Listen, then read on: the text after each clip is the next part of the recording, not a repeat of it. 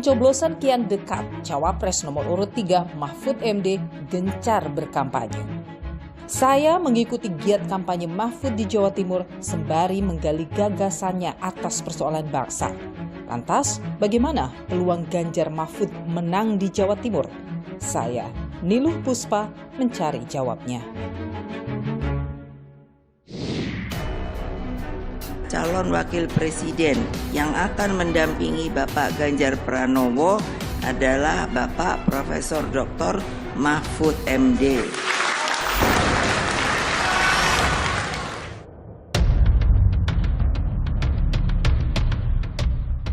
Apa strategi untuk dapat suara di Jawa Timur, Pak? Sering pulang kampung. Selamat pagi, Prof. Mahfud, apa kabar? Prof, kita akan ikuti tim Niluh, izin mengikuti. Ikut ya, oke.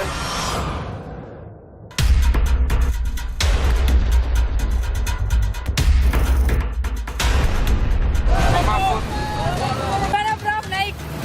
Enak. Kita ini akan perjalanan menuju ke pondok pesantren ya, Prof ya? Ya, pondok pesantren tertua gurunya atau tempat nyantirnya para tokoh-tokoh NU.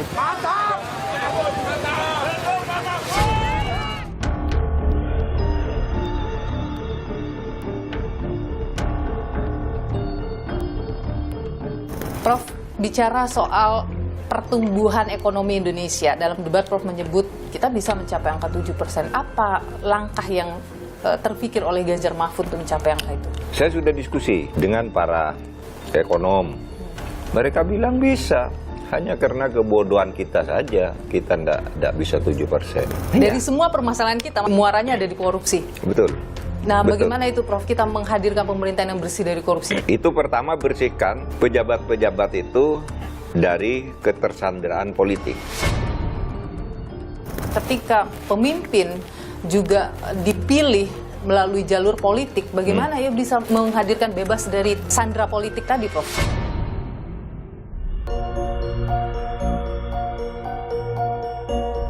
Meskipun beliau satu-satunya sosok Madura, kalau kita lihat rekam jejak ya resistensi itu ada. Mungkin saja tidak Mahfud MD bisa menang mutlak di Madura. Saudara, setelah awal Desember lalu, saya mengikuti kegiatan dari calon wakil presiden nomor urut 1 Muhaimin Iskandar ke Pekanbaru, Riau. Kali ini saya mengikuti kegiatan dari calon wakil presiden nomor urut 3 Mahfud MD menuju ke Jawa Timur untuk melakukan kegiatan kampanyenya. Apa saja yang dia dapatkan dari masyarakat di sana, bagaimana pula target-targetnya untuk bisa meraih suara besar di rumahnya, dan tanda kutip, saya akan berbincang dengannya, saya juga akan menggali ide dan gagasannya. Ikuti saya.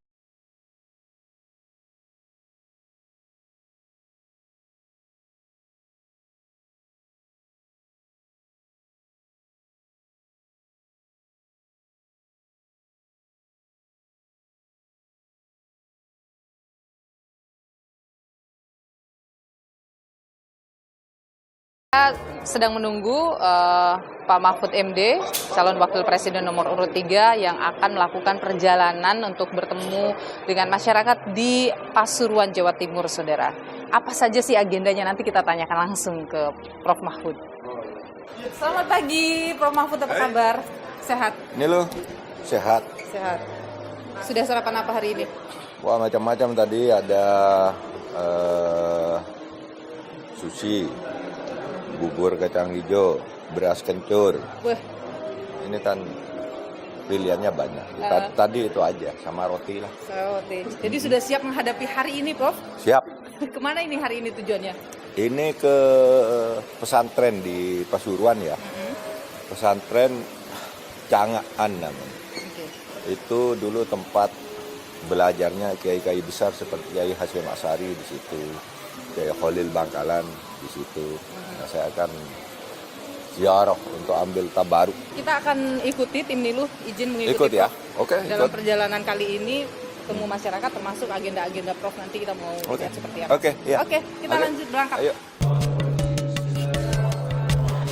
Tradisi Nahdlatul Ulama berziarah ke kuburan orang-orang besar di masa lalu untuk mengambil pelajaran. Apa yang Prof teladani dari Mbah Ratu Ayu? Beliau ini adalah seorang Syarifah yang telah menurunkan pemimpin-pemimpin besar dan pejuang-pejuang besar.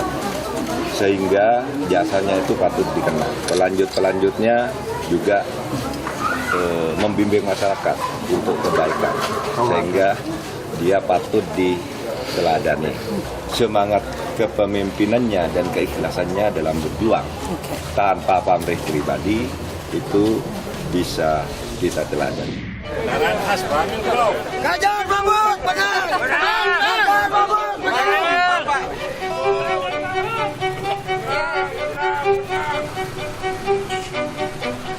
Mana Prof naik? Enak ini kendaraan rakyat yang praktis. Oke. Ini kan harus dilestarikan ya Prof. Iya Karena dong. sudah mulai punah.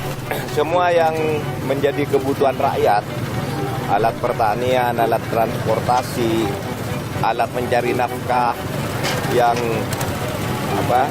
menjadi transportasi murah dan dekat, supaya dibina dan dikembangkan. Kita ini akan perjalanan menuju ke pondok pesantren ya Prof ya? Ya. Lokasinya dekat sebenarnya. Ya, pondok pesantren tertua gurunya atau tepatnya antrinya para tokoh-tokoh NU seperti Kiai Hasyim Asy'ari, Kiai Khalil Bangkalan, Kiai As'ad dan sebagainya itu pernah di sini. Oke, ini seru sekali bersama Prof Mahfud naik becak motor namanya Pak? Ya. Bentor di Pasuruan. Karena kita dilahirkan dari rakyat biasa. Luar biasa. Mahfud adalah cawapres yang paling sederhana. Oke, luar biasa. Kami dari Barikade Gus Dur Al-Ad mendukung Profesor Mahfud. Oke.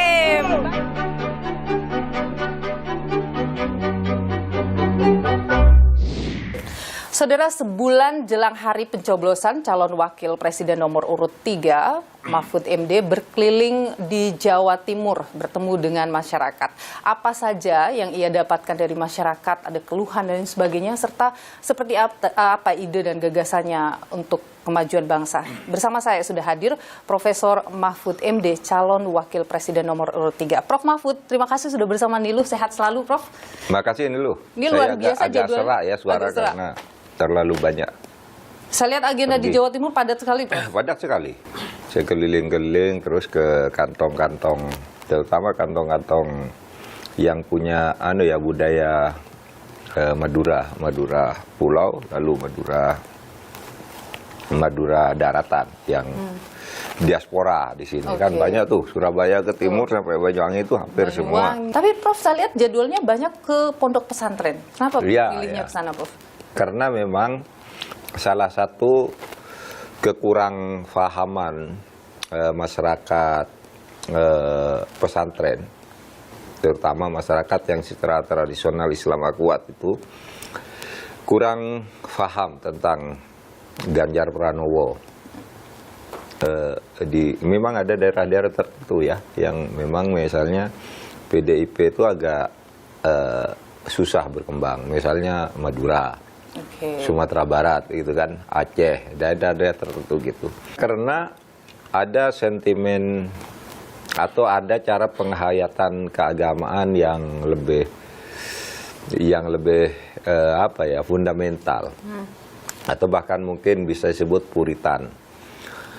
Nah, seakan-akan kalau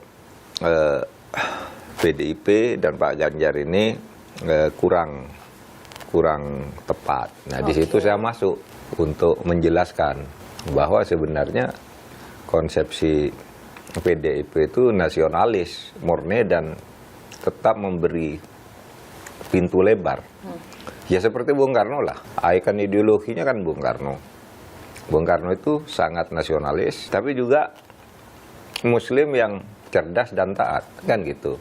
Bagaimana mereka merespon? Oh iya, sudah banyak yang mulai paham, terutama di pesantren-pesantren itu ya sudah mulai pertama ini harus saya katakan karena ini hasil dari lapangan. Pak Ganjar tuh sholat bagus loh, gitu. Nah, itu pesantren tertarik. Pak Ganjar tuh mantulnya seorang kiai loh, karena mertuanya Atiko tuh kakeknya kan pengurus NU, dan Atiko sendiri di pesantren di Sarang. Nah, di situ mulai mengerti. Jadi semua antara Prof dengan Pak Ganjar ini berbagi wilayah, berbagi peran. Ibu-ibu tuh kan termasuk kaum yang termarginalkan ya, kaum rentan kan ibu tuh. Misalnya pekerja-pekerja perempuan itu upahnya di bawah UMR dan tidak ada perlindungan hukum yang lebih kuat atas pekerjaan mereka. Oke, tapi apa yang diprogramkan untuk mereka? Misalnya ini Prof terpilih sebagai presiden dan wakil presiden bersama Pak Ganjar.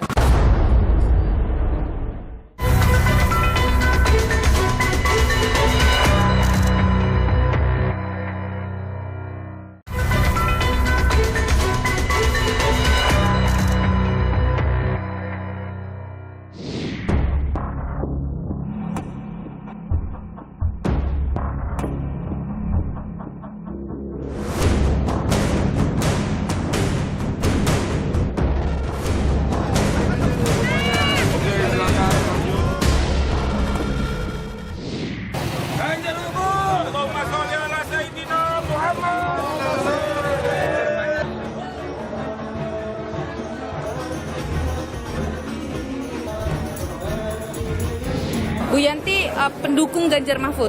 Iya, Oke, apa yang Ibu suka dari Ganjar dan Mahfud? tegas dan amanah. Kalau Ibu kenapa suka Pak Mahfud? Ya itu tadi enak biasa biar tanggung jawab biar enak, barangkali bisa bantu orang miskin. Prof Mahfud setelah berkeliling dengan pondok pesantren, apa yang menurut Prof perlu dikuatkan dalam sistem pendidikan di pondok pesantren, Prof? Penguasaan bahasa asing dan jenjang-jenjang pendidikan harus disesuaikan dengan yang pemerintah punya. Oke, dan itu akan Jenjangnya itu akan menentukan kapasitas. Oke. Siapa boleh masuk apa, syaratnya apa. Oke, Itu dan nanti biaran. Dan itu udah mulai kok. itu jadi program Ganjar Mahfud ya, Prof ya?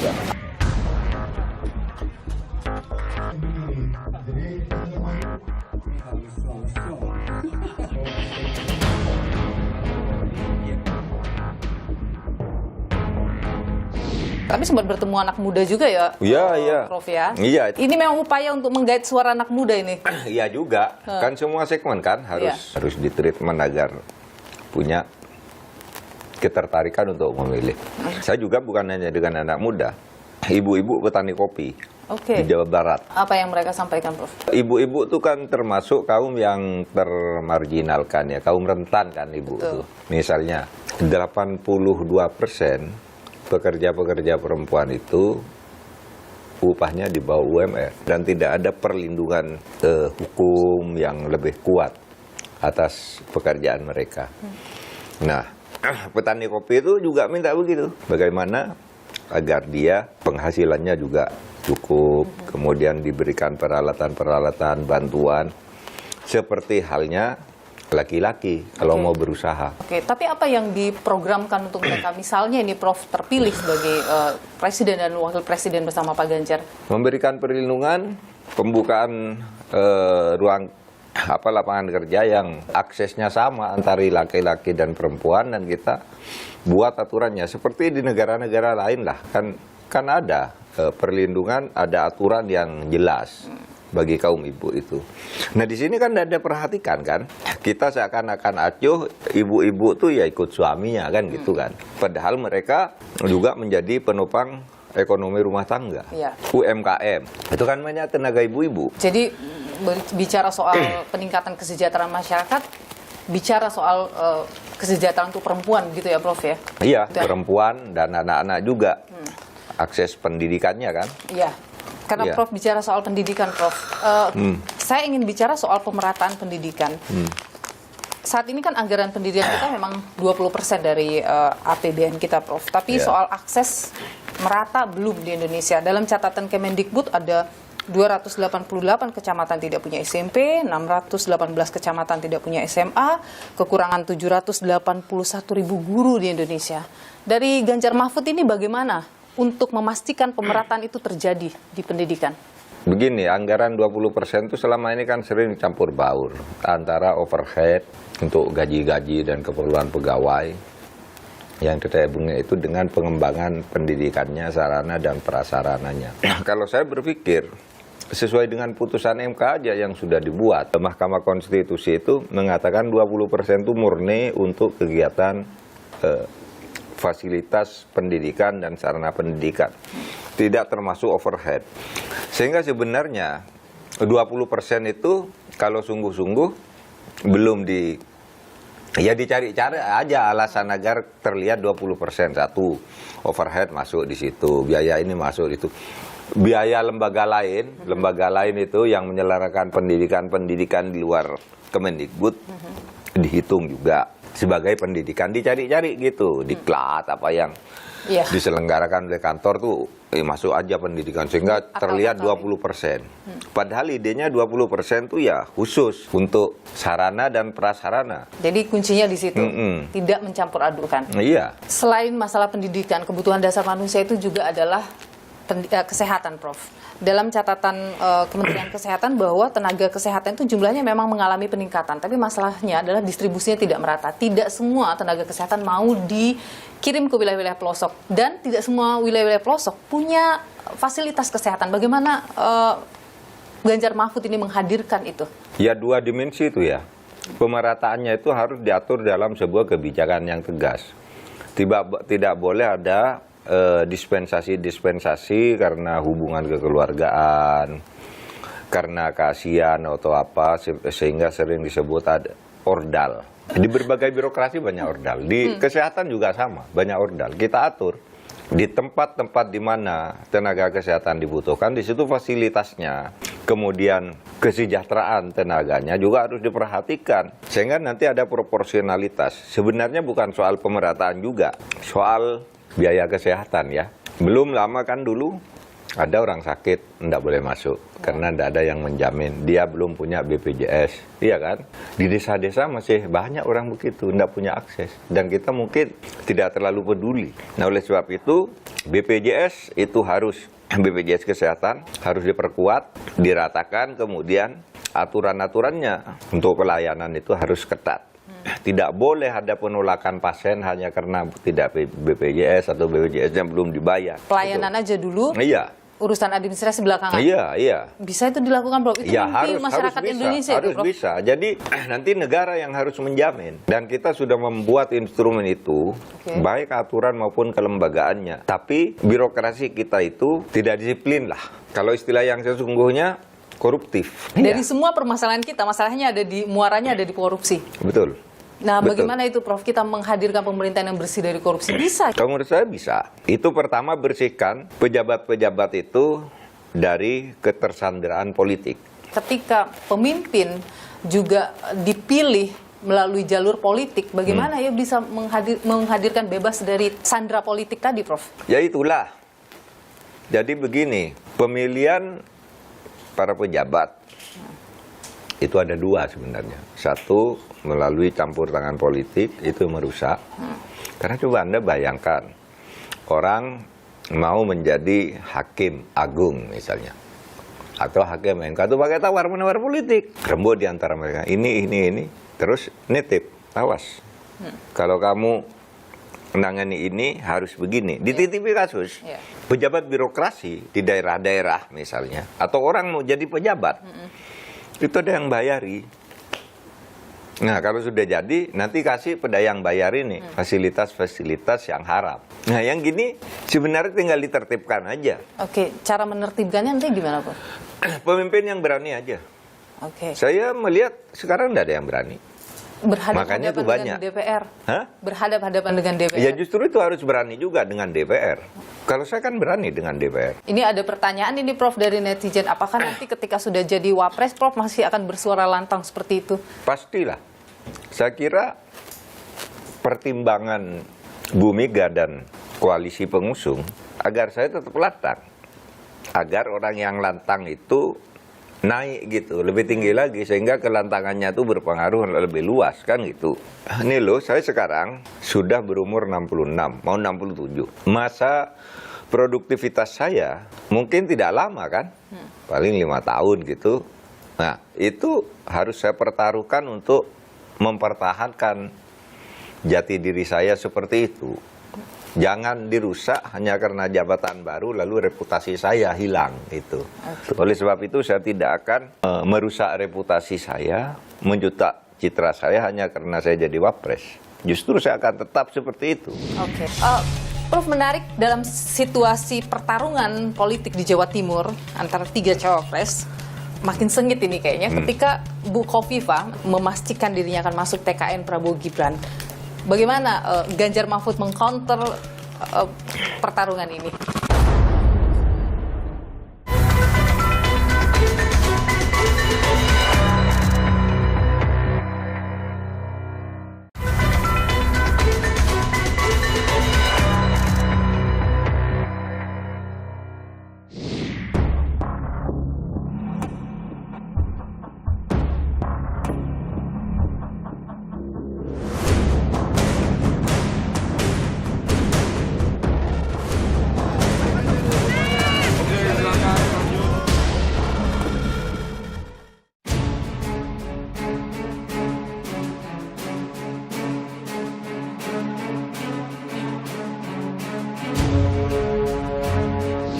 Prof, bicara soal pertumbuhan ekonomi Indonesia, dalam debat Prof menyebut kita bisa mencapai angka 7%. Apa langkah yang terpikir oleh Ganjar Mahfud untuk mencapai angka itu? Saya sudah diskusi nih loh dengan para ekonom.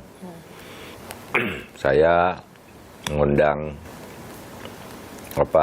tokoh-tokoh perbankan, ada Rinal Kasali, ada pimpinan BNI, pimpinan BRI, Bank Himbara, dengan Apindo, teman-teman Apindo. Bisa enggak sih kita dapat 7%? Mereka bilang bisa, hanya karena kebodohan kita saja, kita enggak bisa 7%. Terus masalahnya di mana? Masalah pertama, efisiensi, korupsi. Bani lu, korupsi itu luar biasa loh. Yang saya ikut tangani langsung saja di kantor saya itu, nilai korupsinya itu 677 triliun. Kantor saya. Yang saya harus ikut turun tangan. Yang rutin-rutin di KPK, Kejaksaan, Kepolisian, itu kan banyak sekali. Jadi korupsi itu kalau bisa dipangkas, itu kita berikan ke UMKM, ya, UMKM dan sebagainya kita atur kembali. Nah, itu kan pertumbuhan ekonomi. Bisa katanya 7% itu gampang. 7% angka realistis. Angka realistis, gampang. Lalu birokrasi kita tuh koruptif. Misalnya gini, beberapa investor ngeluh ke saya, Pak, katanya, ini birokrasi kita ini tidak benar. Kami mau berinvestasi dipersulit. Dipertulis gimana? Dipersulitnya itu, kalau kami minta izin, diputar-putar kemana-mana. Dan baru selesai kalau kami nyuap. Nah, kalau kami nyuap ketangkap, lalu dibilang kami nyuap, padahal kami diperas untuk bayar. Ada lagi, misalnya sentralisasi ke negara, hak-hak masyarakat. Misalnya negara punya proyek untuk masyarakat nih, biar dikerjakan oleh masyarakat. Lalu pemerintah tuh, itu tak berikan ke masyarakat, diurus sendiri, bikin perusahaan sendiri yang cangkang-cangkang gitu. Dia suruh ngurus, dia dapat uangnya. Masyarakatnya tidak dapat. Kita kan tahu yang begini nih. Tapi kenapa tidak ditindak gitu? Mungkin nih loh kata, ya kenapa Bapak tidak tindak? Bapak kan Menko Polhukam, sudah saya tindak yang saya tahu. Dan besok akan ditindak lagi kalau saya jadi wapres, akan diperluas tindakan seperti itu. Kalau saya wapres, berikan akses bidang Polhukam itu ke saya. Gitu. Karena di situ saya sudah tahu tuh intrik-intriknya di mana. Siapa yang suka main. Itu termasuk bagian dari kontrak politik, Prof?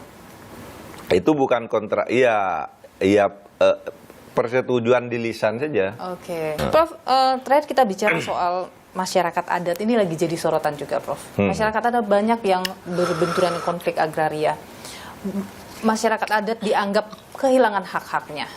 Jaminan untuk perlindungan terhadap masyarakat adat, Prof. Undang-undang dasar yang lama maupun yang sekarang sudah jelas menyatakan adanya masyarakat hukum adat dan perlindungan hukumnya. Masalahnya tuh sampai sekarang undang-undang tentang perlindungan masyarakat adat itu tidak jadi-jadi. Selalu masuk di dalam prolegnas jangka panjang, tetapi tidak pernah masuk di dalam prioritas nasional. Akibatnya apa? Haknya terampas. Jadi menjamin nih undang-undang masyarakat adat akan selesai. Iya dong, harus mampu memberi jalan mengeluarkan hal-hal yang seperti itu. Tapi itu masalah sederhana lah. Yang lebih parah, itu hak adat itu terampas karena kebijakan. Menurut undang-undang kan masyarakat adat punya hak di situ. Tiba-tiba tanahnya beralih ke pengembang. Belum lagi begini, masyarakat adat tuh kan banyak yang tidak punya sertifikat. Dia tinggal turun-temurun di situ. Iya. Tiba-tiba tanah itu sudah bersertifikat untuk orang lain. Untuk melindungi mereka nanti masalah lahan itu akan... Ini penetapan kembali hak-hak adat itu. Karena sekarang ada tumpang tindih peraturan. Oke. Prof. Mahfud, ini kami membuka question box untuk netizen. Netizen ya. Mereka bertanya, ada pertanyaan dari Dina Arbarini. Dina Arbarini. Ya, sepertinya anak muda ini, Prof. Harga properti makin mahal. Sebagai seorang yang baru bekerja, ini kayaknya susah buat punya. Ada solusi nggak, Pak? Rumah itu yang diperlukan adalah bagus, murah, kan gitu kan.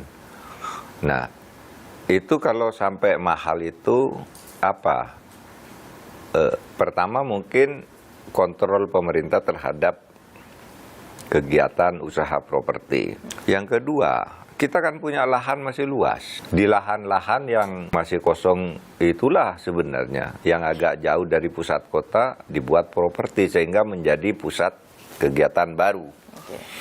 Nah, selama ini kan kalau ada properti biasanya yang dekat-dekat kota biar cepat laku. Ya mahal dong. Tanahnya udah mahal. Di sana aja.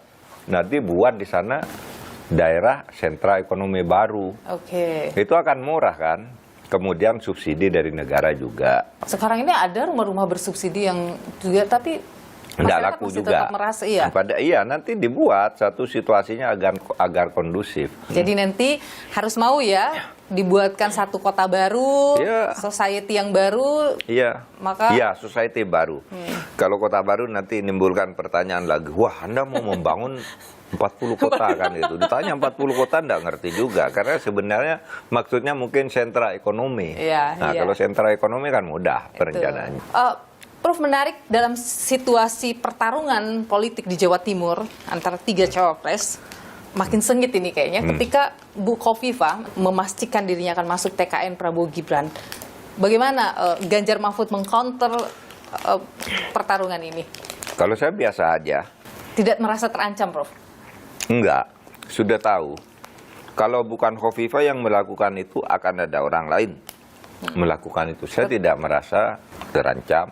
Oke. Ya tinggal bekerja aja. Mari siapa yang lebih berhasil menangani itu. Khofifah itu kan teman juga. Optimis ya, Prof? Jawa Iya. Timur ke Ganjar Mahfud. Saya optimis. Profesor Mahfud MD, calon wakil presiden nomor urut 3. Terima kasih, Prof, sudah berbagi Terima pandangan di Niluh. Tapi saya harus akhiri dengan minta maaf kepada Nelo dan kepada pemirsa. Saya agak batuk-batuk. Ya. Terima kasih, Prof. Sehat selalu. Nelo, yuk. Selamat bertugas. Ya. Mas Yohan, pekan ini Pak Mahfud berkeliling di wilayah Jawa Timur, hampir seluruh kabupaten didatangin. Bagaimana sih sebenarnya kalau kita membaca peluang kemenangan bagi 03 di wilayah Jatim?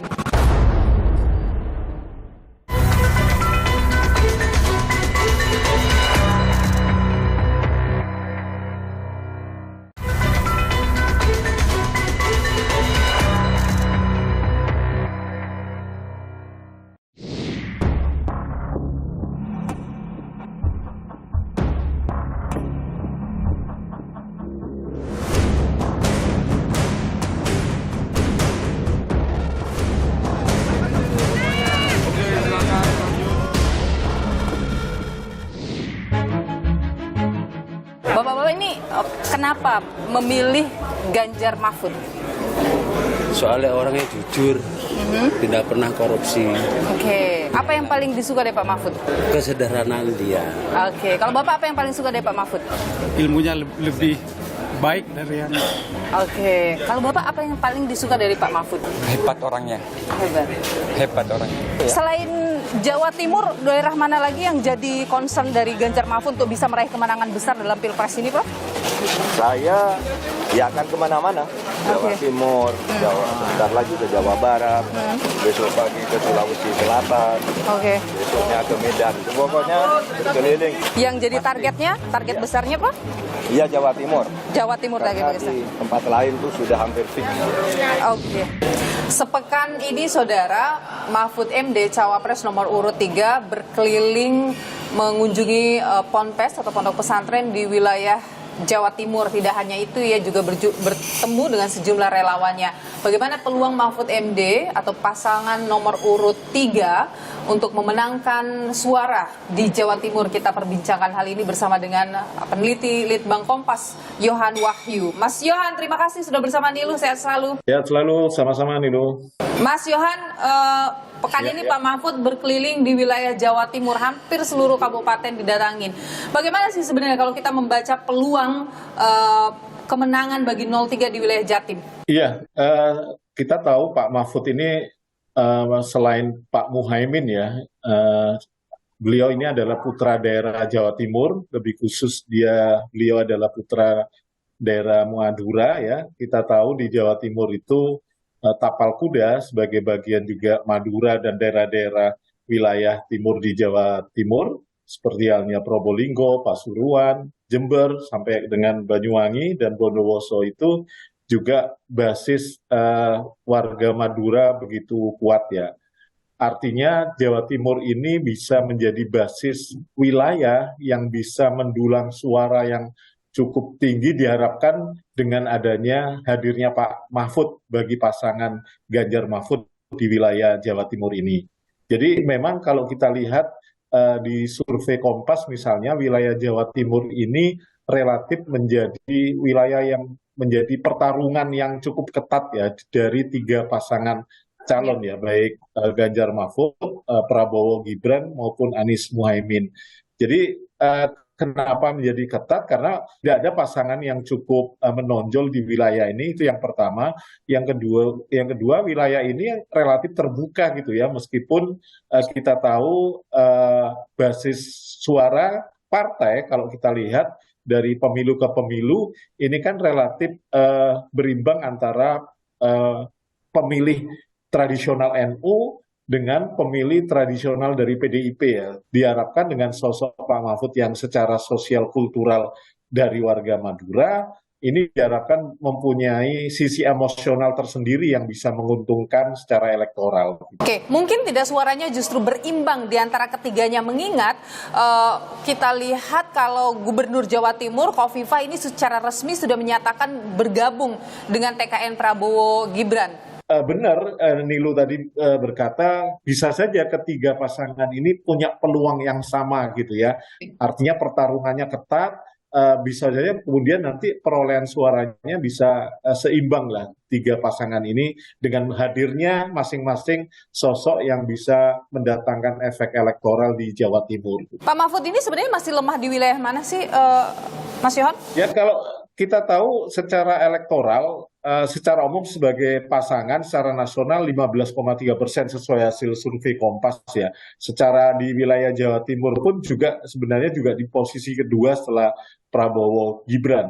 Sementara di Madura pun sebenarnya kalau kita lihat meskipun secara sampel tidak begitu representatif, tapi paling tidak Pak Mahfud ini juga tantangannya satu, beliau ini kan meskipun putra asli daerah, secara basis akar rumput, beliau ini kan juga tidak lama di Madura gitu ya. Kalau misalnya lebih lama di Jogja, meskipun beliau satu-satunya sosok Madura, tapi resistensi kalau kita lihat rekam jejak ya resistensi itu ada.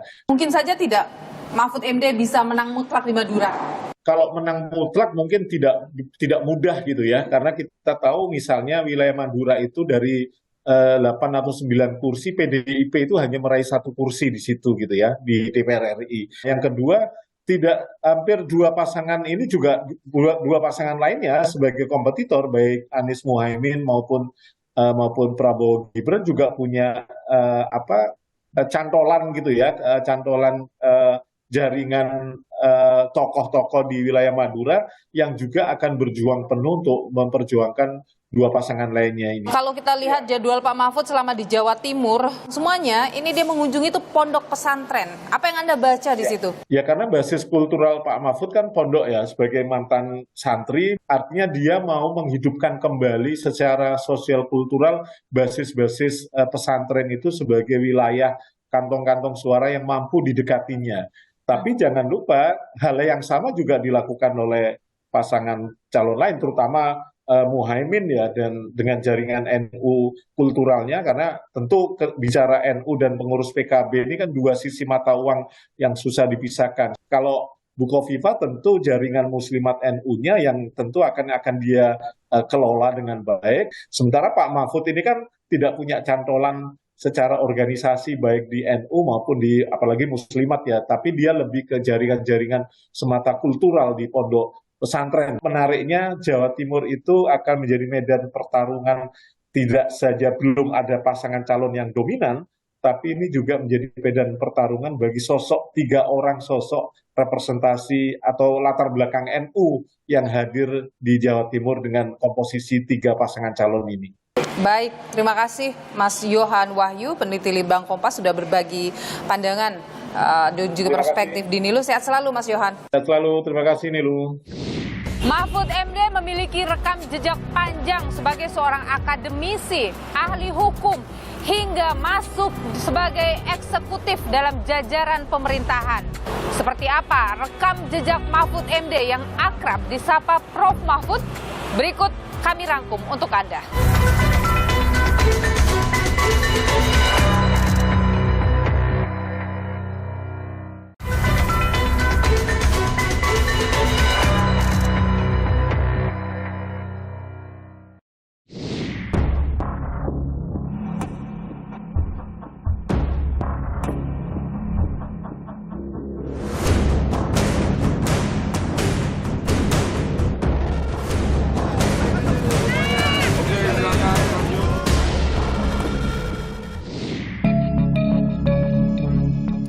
Muhammad Mahfud Mahmudin atau lebih populer dengan nama Mahfud MD, calon wakil presiden yang mendampingi calon presiden Ganjar Pranowo pada Pilpres 2024. Pasangan ini disebut sebagai simbol pemersatu bangsa. Mahfud yang memiliki basis pendukung di Jawa Timur serta dinilai representasi warga Nahdlatul Ulama, dipilih PDI Perjuangan sebagai tokoh religius yang dapat melengkapi sosok Ganjar Pranowo sebagai tokoh nasionalis. Tawaran menjadi cawapres kerap datang pada Mahfud, bahkan pada Pilpres 2019. Mahfud sempat diminta menyiapkan kemeja putih jelang deklarasi Capres-Cawapres untuk mendampingi calon presiden kala itu Joko Widodo. Namun dalam hitungan jam, keputusan berubah. Mahfud batal mendampingi Jokowi lantaran koalisi parpol pengusung lebih memilih Ma'ruf Amin untuk dijadikan cawapres Jokowi.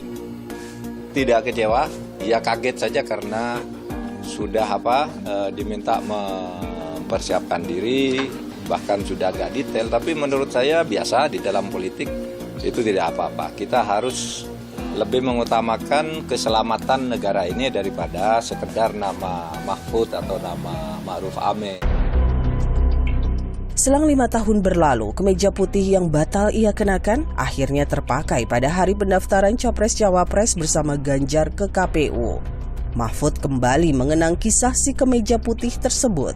Baju putih ini baju yang pada 5 tahun yang lalu saya siapkan untuk dipakai mendaftar ke KPU, tapi tidak jadi. Tanggal 16 kemarin saya suan ibu untuk mengambil baju yang tidak jadi dipakai ke KPU 5 tahun lalu. Sekarang saya pakai ke KPU pada hari ini.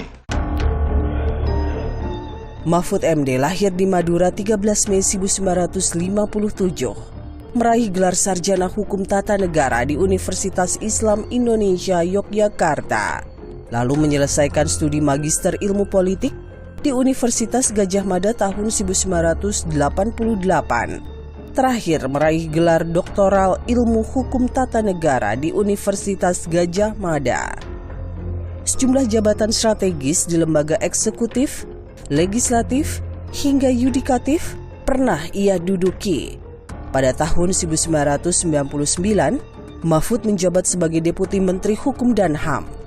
Setahun kemudian menjadi Menteri Pertahanan hingga 2001. Mahfud juga berkarir dalam dunia pendidikan sebagai Rektor Universitas Islam Kadiri tahun 2003 hingga 2006. Di lembaga legislatif, Mahfud pernah menjadi anggota Komisi 3 DPR RI hingga mengepalai Mahkamah Konstitusi pada periode 2008 hingga 2013.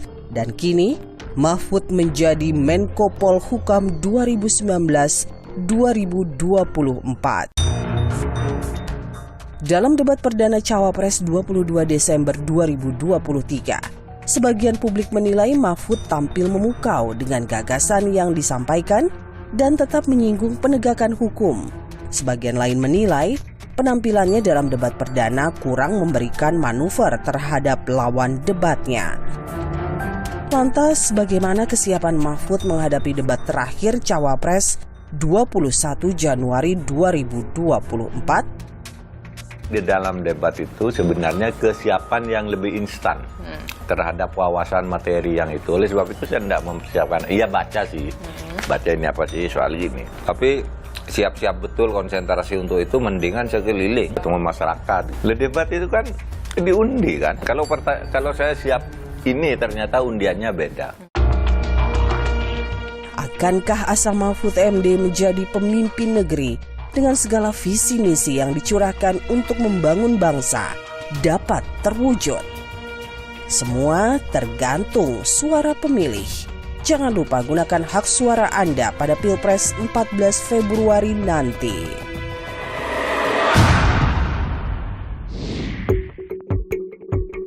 Mereka yang bertarung dalam kontestasi Pilpres adalah putra terbaik bangsa. Namun, kita harus teliti mempelajari rekam jejak mereka. Memilih haruslah karena nurani sendiri tanpa intimidasi.